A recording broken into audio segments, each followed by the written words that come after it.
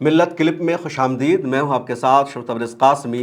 Congress leader Pawan Khera ने BJP और RSS के लीडरान को ज़बरदस्त धमकी दी है और पहली मर्तबा इस तरह का सख्त जुमला इस्तेमाल किया है पवन खेड़ा ने बीजेपी के ख़िलाफ़, आरएसएस के ख़िलाफ़।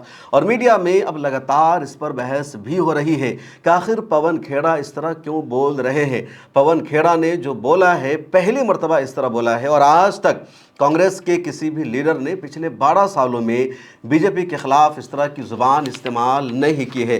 पवन खेड़ा का बयान आप अपनी स्क्रीन पर देखिए। पवन खेड़ा कहते हैं, हमारी सरकार आने दीजिए, जब हम 12 से 15 सालों का हिसाब किताब करेंगे तो बीजेपी के नेता बिना सुरक्षा के सड़कों पर नहीं निकल पाएंगे।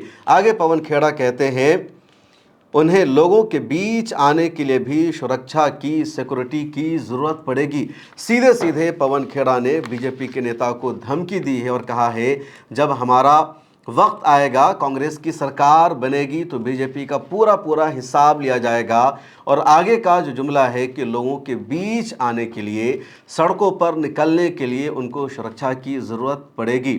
हमारी सरकार आने दीजिए, 12 साल 15 साल की इमरजेंसी का जो हम जिक्र करेंगे ना, बीजेपी के लोग सड़क पर निकलने के काबिल नहीं होंगे, हम आपको बता दें। सड़क पर निकलने के लिए उनको सुरक्षा की जरूरत पड़ेगी। क्या आपको तो सब दिख रहा है, आपको कैसे मीडिया का गला घोंटा जा रहा है, कैसे संस्थाओं को हाईजैक किया जा रहा है, कैसे चुनाव आयोग को अपनी जेब में रखा जा रहा है और कैसे ईडी और सीबीआई को पांव के नीचे रौंद दिया जा रहा है, कैसे हर जगह हस्तक्षेप करके लोकतंत्र की धज्जियां उड़ाई जा रही हैं। ये सब भी आएगा, इतिहास में दर्ज हो चुका है।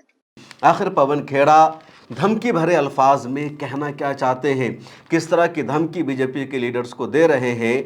और पवन खेड़ा का यह धमकी आमेज बयान आया है वज़ीर तालीम के एक फैसले के बाद। दरअसल एनसीईआरटी ने सिलेबस को तब्दील कर दिया है और सिलेबस में इमरजेंसी को बाज़ाब्ता निसाब का हिस्सा बना दिया है। अब जानते हैं, इमरजेंसी इंदिरा गांधी जो कांग्रेस की सदर रह चुकी है, वज़ीर आज़म रह चुकी है, आयरन लेडी जिनको कहा जाता है, उन्होंने 1976 में इमरजेंसी नाफिज कर दिया था और उस इमरजेंसी का आज तक तस्करा होता है। बहुत सारे लोगों को जेल भेजा गया और वहीं से कांग्रेस का जवाल भी सच मानों में शुरू हो गया था। अब आज तक इमरजेंसी का तस्करा होता है, लेकिन इमरजेंसी को अब तक सिलेबस में नहीं पढ़ाया जाता था।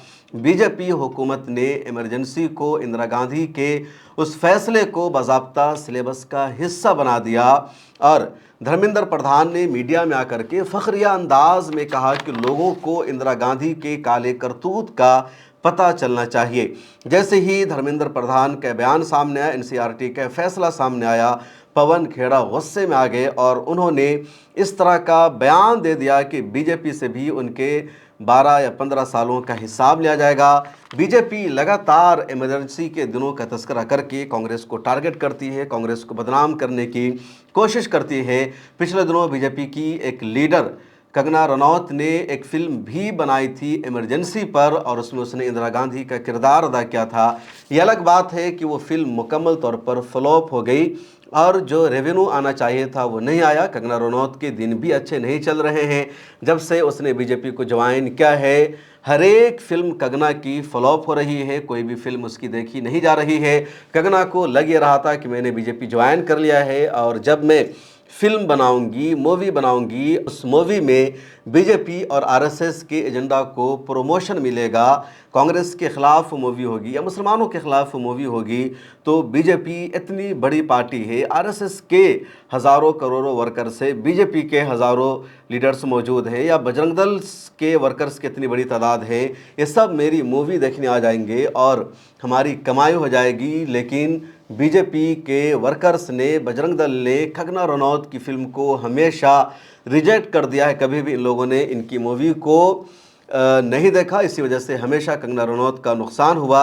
अब इमरजेंसी का जो पार्ट था वो सिलेबस का हिस्सा बना दिया एनसीईआरटी ने और उसी के ख़िलाफ़ पवन खेड़ा ने ये सख्त लहजा इस्तेमाल किया है।